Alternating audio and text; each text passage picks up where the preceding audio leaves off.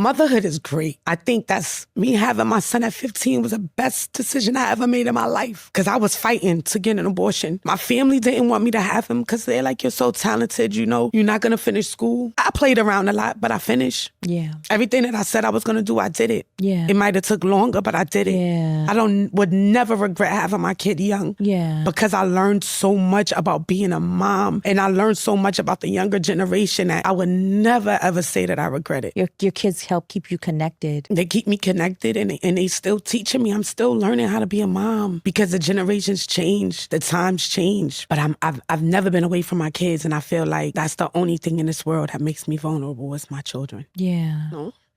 And when we talk about teenage motherhood, It was hard because I had my sisters who didn't speak to me when I was pregnant, but my mom was like, no, you're going to have that baby and we're going to be all right. I had support with my oldest ones and that you can see the difference. When the grandparents is involved, you could definitely see the difference in the kids. how so? I had support on both sides because I was young. So like babysitting, me going to school, the mannerism, everything is different when you have older people helping you, Yes. you know? Yes. Their patience is different than my younger ones. Yeah. You know, it was a different, and it's crazy because with my younger ones, I was married. So they was raised with both their parents at one time, but it still didn't change nothing. It's nothing like having a help from your parents, which is their grandparents, because they're more soulful. Their heart is different. Yeah, I feel like the older generations, they just loved deeply. They cared for each other deeply. Emotional. Yeah, they were so emotional. They were so sensitive. And I love that. Yeah, I love that too. It's so funny because I feel like as times are changing, I feel like people aren't, I don't know, it just seems like they're not as sentimental as before. Because social media and everything is changing. Technology. And also like we're taught to be, especially men, they're not supposed to cry. They're not supposed to have feelings. They got to just suck it up and deal with life. And that's not true. That's where mental health come in. I would never teach my kids not to cry. You don't have to be so tough. I feel like I cry daily. Every day I It's cry. healthy. Girl, I sit here and cry now. I'm like, oh my gosh. I teach my kids it's okay to be vulnerable. Yeah. Like, it's fine. Yeah. I feel like if you're not vulnerable, then you probably add to your stress. Because when you're vulnerable, when you cry, when you express how something makes you feel, it's beautiful to feel things for other people because we are so selfish. So if we actually care about someone else, then that's actually a good sign. It's like, oh, I'm not as narcissistic as I thought. You know, I'm not as, We are. Because human beings are selfish. Every single time I talk to someone, it's all about them. Yeah. And that's okay. But it just teaches you, like, I love to see when other people care about someone else and that they tell them and they express, what that person means to them. I feel like there's so much beauty in that. And they show love different. Like, they all different. My youngest son that's my heart.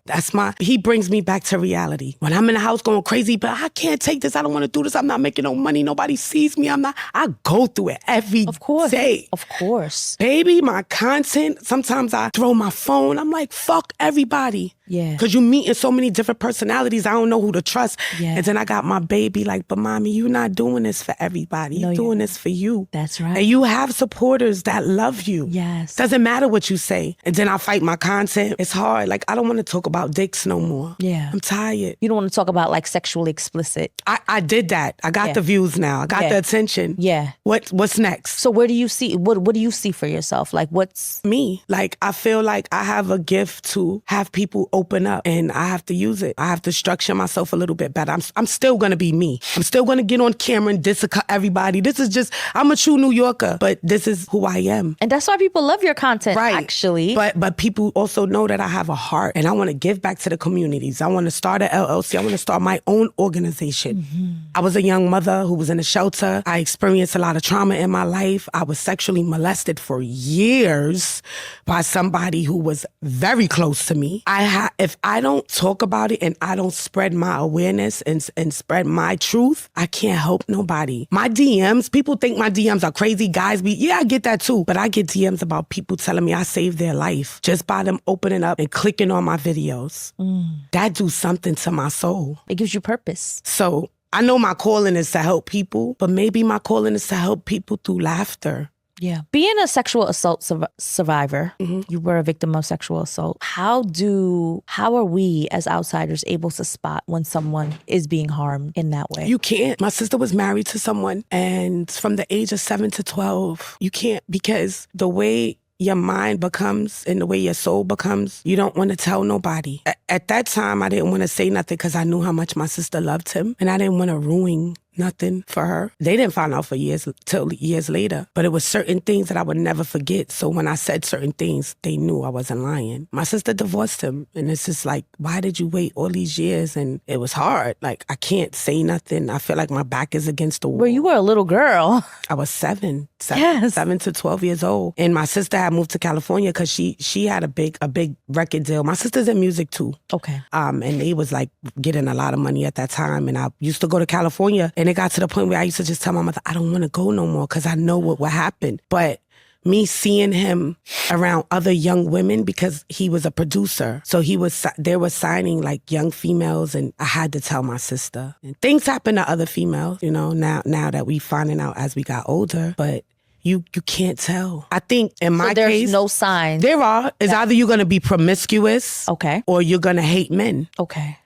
I was both. Yeah. Because it didn't feel right, and it made me hate men, because that wasn't the only situation. I grew up with a family, and their dad used to do weird shit around me. My trust was gone. When you see people just really not fucking around with you too much, you know they have some type of trauma. Nobody's just born like that. We have to learn. When we're born, we don't know nothing. Yeah. So we have to learn, and we have to find things that work for us. And a lot of people that was traumatized through sexual assault, molestation, and rape, can I say that word? Of course. Ape, or I don't know. Yeah. They mask their pain doing different things. Yeah. So I masked mine through other men. I felt like I always needed love. Yeah. So I would always, every day I wanted a boyfriend. Every day I wanted this, I wanted that. Not realizing I needed to heal. But growing up in a household when everybody's suffering from something, nobody gave us the tools. Nobody talked about it. It was not talked about. We didn't sit at the table and say, how was your day? We didn't do those things. It was just about survival. My mother just taught us how to survive. You got to keep moving. No matter what you're going through, you got to just get up and go. Not that she was wrong or right. She just didn't know how to. It's like a domino effect. Nobody taught her that. So how the hell is she going to teach us that? Yeah. And also you're living in a space where people are secretive. Secretive, yep. So there's a lot of secrets. And when there's a lot of secrets, a lot of stuff, is not talked about. It's not. Everyone is, doing their own secretive behavior and hiding it from each other. And so you're not living in a family with full transparency where people want to be honest and, open about what they're dealing with. So yeah, you're right. It's crazy, girl. As a boy mom, you wouldn't think that I would ask my sons if they went to someone's house, and I didn't care who it was. Anybody touched you, anybody looked at you wrong, because as I got older, I became tough. Like, it's crazy how my mind is now. Like, I still don't trust nobody. It's tough. Even with a man I'm sleeping with. Yeah. Like, what are your intentions? And these are the things that I want to do. I want to open up and have open discussions. I have organizations. I want to have summits for the youth. There's so many young girls with kids. There's so many people being touched. Now boys are more affected by that. Well, when you study trauma and you study like mental health and you study like behaviors, addictive behaviors, we know that drug use is something that we talk about all the time. Like, oh, drug use destroys lives. But there's other addictions that destroy lives. Sex too.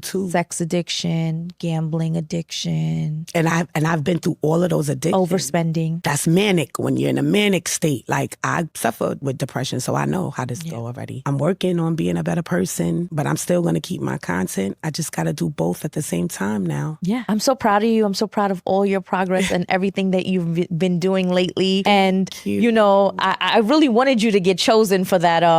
Wilding out. Like, look, I had an obstacle yesterday and it stood in my way. And I'm like, if it's for me, it's going to be for me. It was a lot of people there. Mm-hmm. I'll get to Nick, just like I'm going to get to Kai. Just like everything I said I'm going to do. What do you have to say to Nick when you get to him? What are you going to tell him? You better listen. You better put me on Wildin' Out. I'm that voice. I'm the voice for the voiceless. The voiceless don't get heard often. So I'm that voice. Nick, you have lupus. I have lupus too. We share a lot of personal things together. And although I don't know him, his story is inspiring. He's a workaholic and he's very strong for what he's going through. He's very inspiring. And I commend commend him for that. But you got to get me on Wildin' Out. Give me a chance. I could be the OG of Wildin' Out. And I'm still learning. Yes, I love that. learning. What would you say to Kai? Kai, you know, I'm that counselor. I told him I want to be a counselor. Okay. I definitely would be a great I counselor. can see that for you. I'm going to be chosen. They're going to choose me. If it's for me, it's going to be for me. That's right. Nothing's going to stop me. That's right. But get me up there, Kai. Get me in that streaming university. I'm trying to break barriers and show these young people that older people could do the same things you could do. We know different. Yeah. Age and time is nothing right now. That's right. Hey. Ageism, we need to like throw that out. Throw that out. Like, Yeah. come on. But I know that's what it is right now. You know, it's a way to create separation and limit the growth, the full potential of these young kids. Because if you don't have wise counsel from people that are older than you, you're not going to grow. Nope. You're going to live and learn the hard way. Yep. With that, we are done for today. Unofficial Therapy. I'll check you guys out next week. Thank you so much for joining me. Thank you. We got to do this again. Yes. Thank you. Peace.